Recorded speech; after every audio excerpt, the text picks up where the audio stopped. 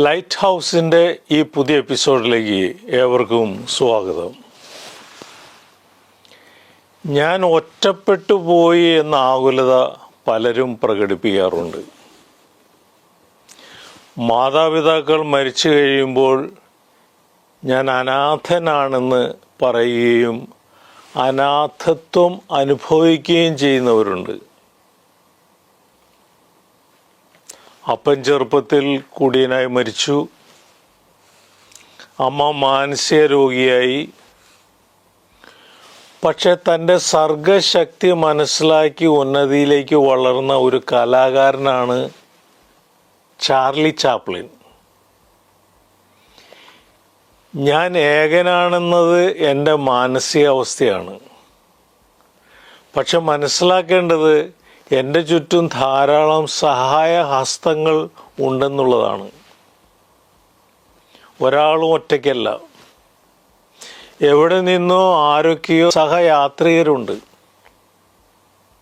എനിക്ക് ആരുമില്ല എന്ന് പരിഭവം പറഞ്ഞ് നടക്കുന്നവരോട് പറയാനുള്ളത്, എല്ലാവരും ഇല്ലെങ്കിലും ആരൊക്കെയോ ഉള്ളതിൻ്റെ പേരിലാണ് ഇത്രത്തോളം വളർന്നതും ഇവിടം വരെ എത്തിയതും.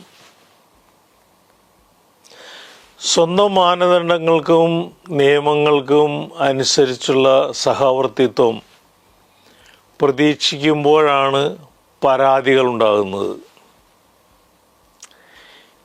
ഇടപെടുന്നവർക്കും പിന്തുണയ്ക്കുന്നവർക്കും അവരുടെ ശൈലികളും കാഴ്ചപ്പാടുകളും ഉണ്ടായിരിക്കും.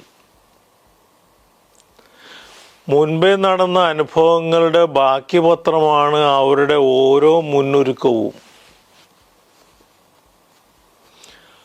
അവയെ സ്വന്തം പിടിവാശികളുടെയും പരിമിതികളുടെയും ചുറ്റുമതിലിനുള്ളിൽ നിന്ന് വ്യാഖ്യാനിക്കാൻ ശ്രമിക്കുമ്പോഴാണ് എല്ലാവരും ഉപേക്ഷിച്ചു എന്ന തോന്നലിലേക്ക് നമ്മൾ നീങ്ങുക. ആർക്കും ആരുടെയും ഒപ്പം എപ്പോഴും സഞ്ചരിക്കാനാകില്ല. അതിൻ്റെ ആവശ്യവുമില്ല. കൂടെ നടക്കുന്നവരുടെ എല്ലാം ഉത്തരവാദിത്വം തനിയെ നടക്കാൻ തന്നെ പ്രാപ്തനാക്കുക എന്നതാണ്. കൂടെ നിൽക്കുന്നവരുടെ ചിറകുകൾക്ക് ബലവും കാലുകൾക്ക് ദൃഢതയും നൽകുന്നവരാണ് യഥാർത്ഥ രക്ഷകർത്താക്കൾ. സ്വന്തം ശരീരത്തിൻ്റെയും ആത്മാവിൻ്റെയും ശേഷികളെ തിരിച്ചറിയാൻ സഹായിക്കുന്നവരുടെ കൂടെയാണ് വാഴേണ്ടതും വളരേണ്ടതും. വളരുന്നവരുടെ ഇഷ്ടത്തിനനുസരിച്ചുള്ള വഴികളിലൂടെ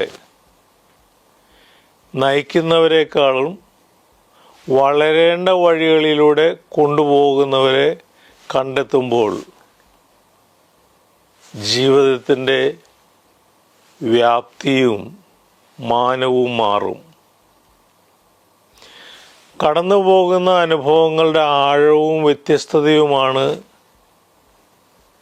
എത്തിച്ചേരുന്ന സ്ഥാനങ്ങളുടെ പ്രൗഢിയും അനന്യതയും തീരുമാനിക്കുന്നത്.